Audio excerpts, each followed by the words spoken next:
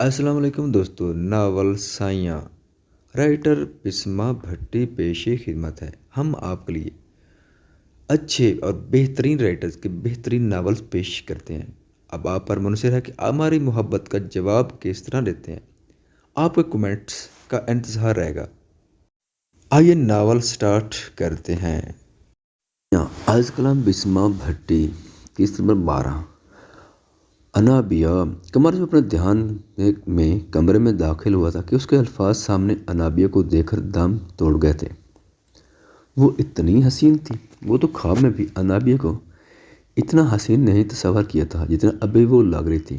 بنا نقاب کے پہلی دفعہ دیکھا تھا اور سانس تو جیسے تھم گئی تھی۔ دل روک روک کر چل رہا تھا۔ اس کی آنکھیں انابیہ کے ہوش ربا سراپے پر جیسے اٹک گئی تھی۔ اس کا چہرہ ایک بھی داغ سے پاک تھا، جیسے خدا نے فرصت سے اس کے ایک ایک نقش کو تراشا ہو۔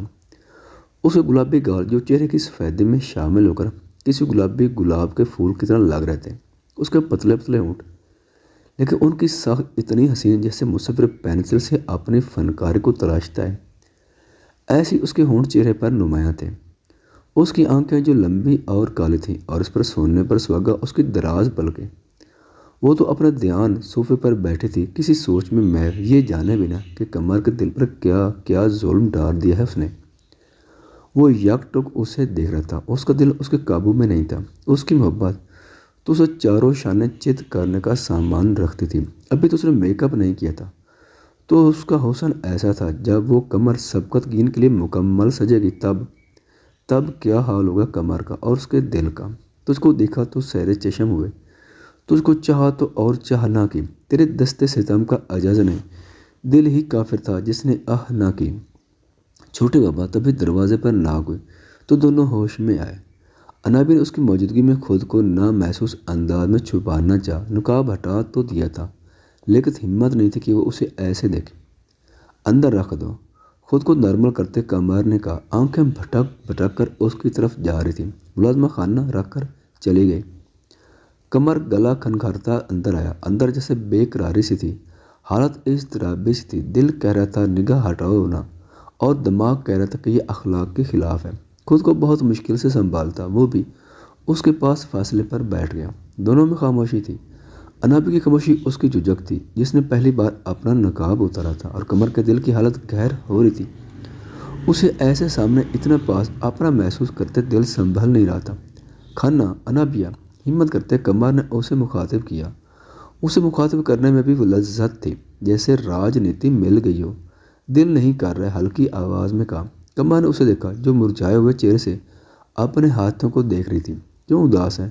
اس کے ہاتھوں کو دیکھتے نرمی سے پوچھا۔ جو کچھ ہوا جیسے میرے ساتھ ہوا، ایسے لگتا ہے جیسے میں کسی کی پسندیدہ نہیں ہوں۔ میں ایک آپشن تھی اور اب بھی بن سکتی ہوں، لیکن کبھی بھی کسی شخص کی پسند نہ تھی اور نہ ہی بن سکتی بھی۔ جان کا میں ایک انتخاب تھی۔ انہیں سب سے زیادہ مجھ سے محبت تھی، ہاں، لیکن سائیں کے لیے، لیکن وہ کبھی نہیں تھی جسے منتخب کیا گیا ہو۔ ایک آپشن بس۔ میں جانتی ہوں کہ آخر میں جب سب کو میرے اور دوسرے شخص کے درمیان انتخاب کرنا ہوگا تو وہ اس شخص کو منتخب کرے گا جو ان کی خوشی ہو۔ کوئی بھی مجھے منتخب نہیں کرے گا اور میں اکیلی رہ جاؤں گی۔ یہی تو ہوتا آ رہا ہے، شاید اب بھی ایسا ہی رہے۔ یہ ایک حقیقت ہے جس سے مجھے ہر بار نمٹنا پڑتا ہے، اور میں نمٹتی آئی ہوں۔ جب میں لوگوں کو اپنی زندگی میں رہنے دیتی ہوں تو میری چاہت تو کم سے کم میری چاہت ہوتی، کم سے کم آپشن نہ بناتے سب مجھے۔ اپنے ہاتھوں کی لکیروں کو کھوجتی، وہ نم آلود آنکھوں سے بول رہی تھی، جیسے کسی نے پہلی بار اتنے پیار سے پوچھا ہو کہ تمہارا دکھ کیا ہے، اور رہا نہ جائے بے اختیار اس سے دل کے راز کہہ دینے کو دل کرے۔ یہی یاد اس وقت انابیہ کا تھا، جس سے قمر نے اتنی نرمی سے محبت سے پوچھا تھا کہ وہ بس دل کھول کے رکھ رہی تھی اس کے سامنے۔ قمر نے اس کی باتوں کے درمیان ٹوکا نہیں تھا۔ اس کی باتوں سے تکلیف تو ہوئی تھی، مگر اسے ہی سنبھالنا تھا اپنی شہزادی کو۔ اس نے پیار سے اس کے ہاتھ تھامے۔ انابیہ نے اسے دیکھا۔ کبھی کبھی کسی بھی رشتے میں، تعلق میں بہت کچھ ایسا ہوتا ہے جو تکلیف دیتا ہے، کسی کا رویہ، باتیں، الفاظ، دوری، بہت کچھ، مگر ان سب سے زیادہ تکلیف دہ ایک اور چیز ہوتی ہے، اور وہ ہوتی ہے جب سب کچھ اگلے بندے کے اختیار میں ہو۔ وہ چاہے وقت دے نہ دے، اچھے سے بات کرے یا برابر میں رکھے، آپ نہ اسے مجبور کر سکتے ہو نہ کچھ کہہ سکتے ہو، बस जो वो दे उसी पर राज़ी रहना पड़े। आप तो बस अपनी हालत दिखा सकती हो, रिक्वेस्ट कर सकती हो। ये बेबसी कि आप कुछ ना कर सकें और सब कुछ अगले के इख्तियार में हो, ये सबसे ज़्यादा तकलीफ़ देह होता है। उसके हाथों को थामे जैसे वो उसी के दर्द की ज़बान बन गया था। अनबी ने उसकी बात से इत्तेफाक करते हुए रोते हुए सर हिलाया। लेकिन जो आपको चाहे, आपकी कदर करे, आपसे मोहब्बत करे, आपसे प्यार करे, आपकी फ़िक्र करे, आपका इंतज़ार करे, आपको पाने की ख्वाहिश करे, आपकी चाहत करे, आपसे इश्क करे, उसके सामने खुद को बेमोल नहीं कहते। रूह पर वार होता है। उसके हाथों पर दबाव उठते जज्बात से चूल लहजे में बोलते वो अनाबी को अपनी जगह मुंजमद कर गया था। वो अपना घाम बुलाए, उसकी आंखों के रंग पड़ते अंदर से तड़प उठती। कौन मुझसे? मैं उसकी बात मुकम्मल होने से पहले ही बोला। अनाबी की आंखें भर आई। वो ऐसा तो नहीं सोच कर बैठी थी, मेरे रब की कसम। उसके महबूब को गवाह बनाकर आपको एक बात बताता हूँ नाबिया, मैं आपसे बहुत मोहब्बत करता हूँ। मुझे मोहब्बत बेशक ना दे, लेकिन ऐसे खुद को बेमोल करके मुझे तकलीफ़ ना दे, मुस्कुरा दे। सारी ज़िंदगी आपकी मुस्कान पर गुजार दूंगा। बस एक चीज़ चाहिए आपसे। उसके हाथों को लबों से लगाया। वो उसकी झील जैसी गहरी काली आंखों में डूबता बोला, क्या? उसका लब हैरानी व कश्मकश से फड़फड़ाया। मेरी रहिएगा, मेरी वफादार रहिएगा, मुझे कुछ नहीं चाहिए। और ये मिन्नत आस एक चाह थी उसके लहजे में जो वो उससे कर रहा था। आप मुझसे कैसे कर सकते हैं मोहब्बत, ये जानते हुए भी कि मैं किसी और को चाहती थी, दिल में कोई और मेरे। वो शुशदर उसकी बातों से बोली, मुझे बस इतना पता है कि जो सामने मेरी लड़की बैठी है उसका नाम अनाबिया कमर है और वो मेरी है, बस। और मुझे आपके माजी से कुछ नहीं चाहिए। उसके गालों से फिसलते आंसुओं को साफ करते मुस्कुरा कर कहा, आपने तो मुझे मोहतबर कर दिया, इस काबिल नहीं मैं तो जितने शुक्र अदा करूँ इतने काम में अल्लाह ने मुझे आप तक पहुँचा दिया, वरना अगर मैं वन नहीं हो जाती तो मैं न जाने किस किस। वो तकलीफ़ से मज़ीद कुछ बोलती कि कम्मा ने उसके होंठों पर उंगली रख दी। शश, चुप कर जाए, आपको मुझ तक ही आना था, समझे? ज़रा संजीदगी से कहा तो अनाबिया ने सर झुका लिया। एक मज़े की बात सुनाओ, मूड अच्छा हो जाएगा, मूड अच्छा हो जाएगा आपका। लहजे में शरारा लेकर वो उसकी तरफ देखते बोला। अनाबी ने सवालिया नज़रों से उसे देखा। मुश्ताक अहमद यूसुफी लिखते हैं कि जब उनकी शादी हुई और रुखसती का वक्त आया तो दुल्हन की माँ बहनें रोने लगी, मगर उनकी बेगम खामोश थी। उन्होंने अपने बेगम से कहा कि आप भी रो लें, क्योंकि दुल्हन रुखसती के वक्त घर वालों से जुदा होती है तो रोती हैं, मगर वो ना रोए। फिर घर का दरवाज़ा आया। हमने कहा आप दरवाजे पर आ गई, आप रो लें, मगर वो फिर भी ना रोए। फिर गाड़ी के करीब आकर हमने फिर कहा, मगर वो ना रोई और गाड़ी में बैठ गई। और फिर जब हम अपना सिरा उठाकर गाड़ी में बैठे और उन्होंने हमें देखा तो वो फिर खूब फूट फूट कर रोई। कमर ने मुस्कुराते बड़े मज़े से बताया। इस बात पर ना चाहते हुए भी अनाबिया सर जलाकर हंस दी। कई पल कमर उसे तलख हकीकत को बुला देने में मदद की थी। कमर भी उसकी मुस्कुराहट पर हंस दिया। अब खाना खा ले, ठंडा हो जाएगा। खाने की तरफ ध्यान देते कहा तो वो मैं सर ही हिलास की। बहुत मुश्किल होता है ऐसे तलख हालात से गुजरना, लेकिन आसानी होती अगर कोई साथ निभाने वाला, तो ऐसे कई हालात गुजर जाने थे और तकलीफ़ भी नहीं रहती। और बात अगर मोहब्बत ज़ातों की हो तो मजाल है गम पास भी फटक जाए। चाक दिल भी कभी सिलते होंगे, लोग बिछड़ते हुए मिलते होंगे, रोज़ शब के उन्हीं वहरानों में ख्वाब के फूल तो खिलते होंगे। नाज परवर वो तबस्सुम से कहें, सिलसिले दर्द के मिलते होंगे। हम भी खुशबू हैं सबा से कहियो, हम नफ्स रोज़ न मिलते होंगे।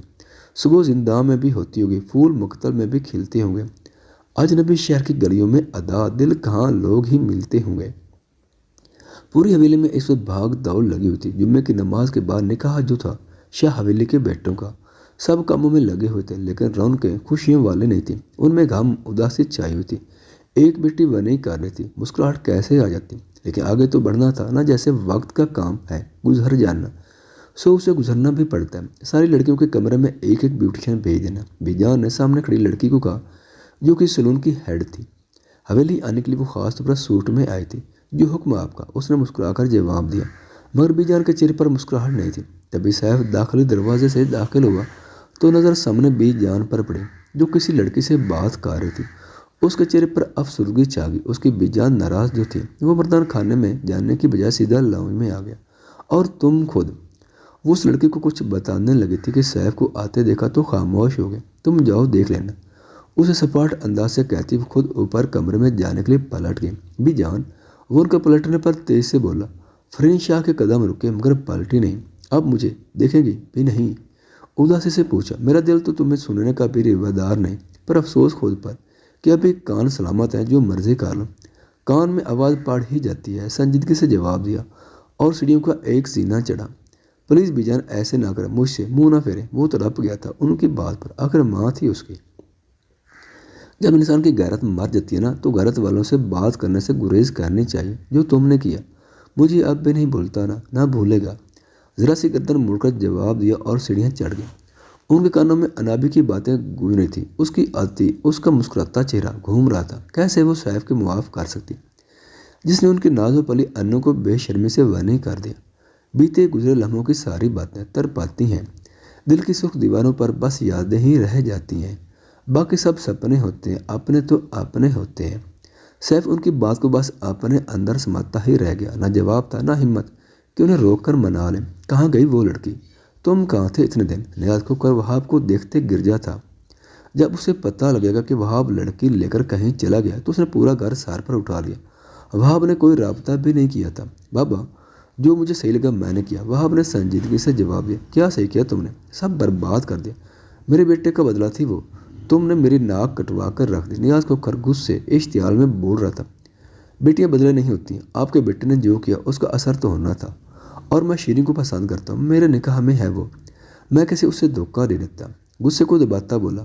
اسے اپنا باپ اس وقت بہت برا لگ رہا تھا۔ وہاب، کون شیریں؟ کدھر کی شیریں؟ ایک سیکنڈ لگے گا مجھے اسے تمہاری زندگی سے نکالنے میں۔ نیاز کھوکھر نے چٹکیاں بجاتے کہا۔ بابا خبردار اگر آپ نے کچھ کہا شیریں کو۔ وہاب ایک دم غصے سے بولا۔ مجھے وہ لڑکی چاہیے وہاب، یوسف شاہ کو میں نے جھکانا تھا، اپنے قدموں میں لانا تھا، تم نے سارا کھیل برباد کر دیا۔ نیاز کھوکھر نے سختی سے کہا۔ آنکھوں میں یوسف شاہ کے لیے نفرت ہی نفرت تھی اور لہجے میں ہار جانے کا ڈر۔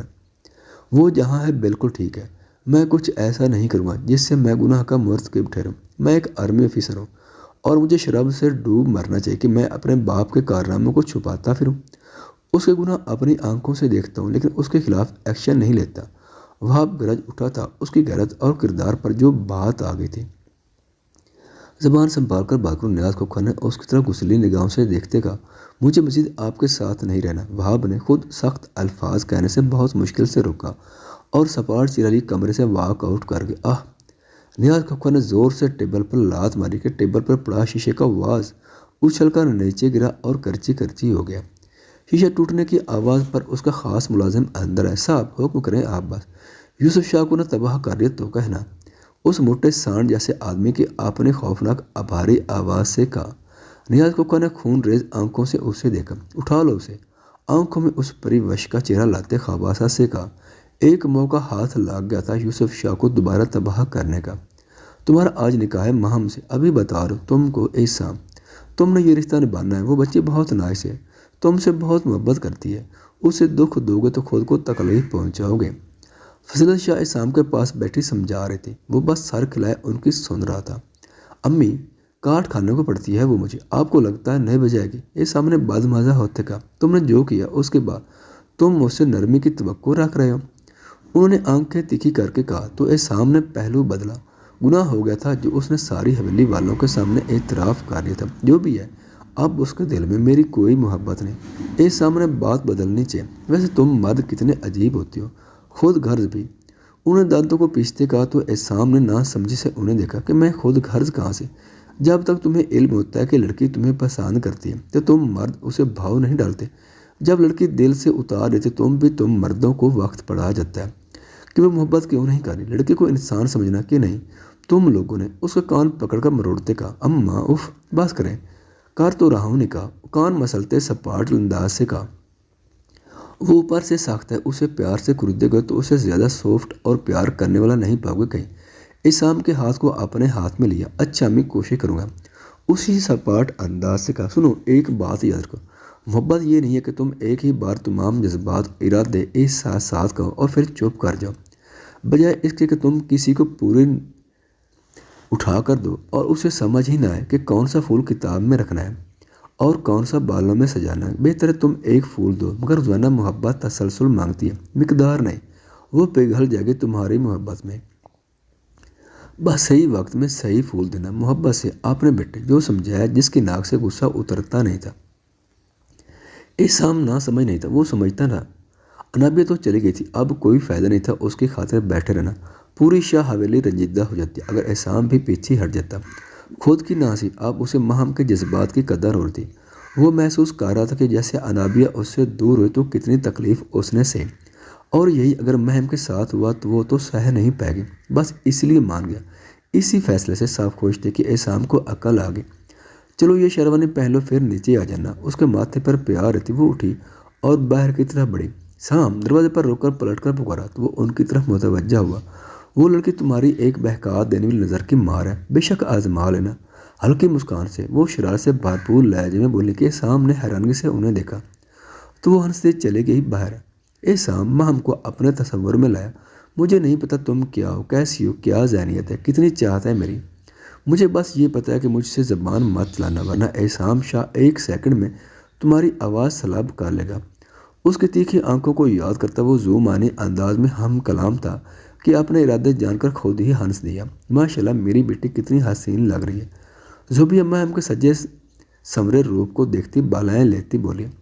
माम ने शीशे से उन्हें देखा, उसका सब चेहरा सपाट था। माम, आपकी बेटी प्यारी है, आपको पता है, मगर आप क्यों इतनी खुश हो रही हैं? संजीदगी से उनसे सवाल किया। अरे मैं क्यों ना खुश हूँ, मेरी बेटी की शादी है आज। उसकी डोली सजेगी, शहनाई बजेगी। ज़ुबिया शाह मुस्कुराती आंखों से चहक कर बोली। माम, शीशे में उन्हें पुकारा तो वो उसे देखने लगी। वो उठी और उनके मुकाबले आए। आपको क्या इल्म नहीं, मैतों और जिंदा लाशों की डोलियाँ नहीं सजती। ये सब यूं हो रहा है ना, भाई की वजह से है, वरना महम सईद शाह में इतनी गहरात है कि वो जहाँ उसकी कदर ना हो वहाँ मेरे बदन से छूती हल्की सी हवा भी ना जाए। मैं तो बहुत दूर की बात है। उनकी आंखों में आंखें डालकर वो बूथ ज़ुबिया शाह को चौंका गई थी। क्या बोल रही हो, ये बहुत बदतमीजी की ही है तुमने। वो उसको गुस्से से बोलने जो न जाने क्या बोल रही थी। कभी कभी हो जाती है सॉरी, दरअसल मुझे कोई मिल नहीं रहा ना गुस्सा उतारने को। बस अपनी माम की आंखों में तकलीफ पाकर वो उनके गले लगते बोली। पाल में तोला पाल में मशा वाला हिसाब था उसका। कब कैसी हो जाए किसी को खबर नहीं। ज़ुबिया शाह ने नाम आंखों से उसके माथे को छुआ। देखना तुम, अल्लाह तुम्हें इतनी खुशियाँ देगा कि तुम्हें नाज होगा खुद पर। मोहब्बत से दुआ दी। माँ हमने गहरा सांस भरा मगर जवाब ना दिया। गुड़िया। दरवाजे पर सैफ ने दस्तक दी तो वो दोनों उस तरफ मुतवज्जा हुए। आओ सैफी, ज़ुबी ने प्यार से कहा। सैफ हल्की मुस्कान से अंदर दाखिल हुआ। माशाल्लाह मेरी चंदा बहुत प्यारी लग रही। उसके सर पर प्यार देते कहा। शुक्रिया भाई, संजीदगी से जवाब दिया। तुम खुश नहीं हो? उसके ना मुस्कुराने पर सैफ ने पूछा। भाई मुझे आपसे गिला भी है, गुस्सा भी है और तकलीफ भी हुई है, सपाट अंदाज में जवाब दिया। उसकी मुस्कुराहट सिमटी। कैसी शिकायत बच्चे, ना समझी से पूछा। मुझे वरनी का मतलब नहीं पता था और मैंने नादानी में खुद को पेश किया। इस शाम मुझे चाहता नहीं, लेकिन उसका मीटर घूम गया था मेरी बात पर, क्योंकि मैं उसे मनसूब थी, इज्जत थी उसकी। वो तस्वर में भी मुझे ना रहता। सैफ को तीखी नज़रों से देखते कहा। सैफ के चेहरे का रंग बदला। आपने अपनी मांग को ही पेश कर दिया। कहाँ से लाया ऐसा जिगरा? अजीब चुपन थी उसके लहजे में जो छुरी की तरह सैफ के दिल पर लगी। जो हुआ मैंने सोच समझ कर किया, लेकिन तुम सब मुझे गलत कह रहे। मैं जल्द वक्त संभलने पर उसे वापस ले आऊँगा, मैंने वादा किया है उसे। सैफ ने नरमी से जवाब दिया। भाई क्या बोल रहे हो? वनी क्या है? आप लोगों ने उसे जानते हैं ना। वो अब किसकी? अब क्या होगा उसके साथ? क्या वो मुआफ़ करेगी आपको जो आपने किया उसके साथ? नफरत अमेज लहजे में माम ने इस्तफसार किया तो सैफ ने पहलू बदला। माम ने उसकी कोई दलील ना सुनी और रुख फेर कर शीशे के सामने सटूल पर बैठ गई। साफ इशारा था कि अब चले जाओ। सैफ ने बेबसी से उसे देखा। उसने तो वाकई नहीं सोचा था कि अनाबिया उसे माफ़ कर पाएगी या नहीं।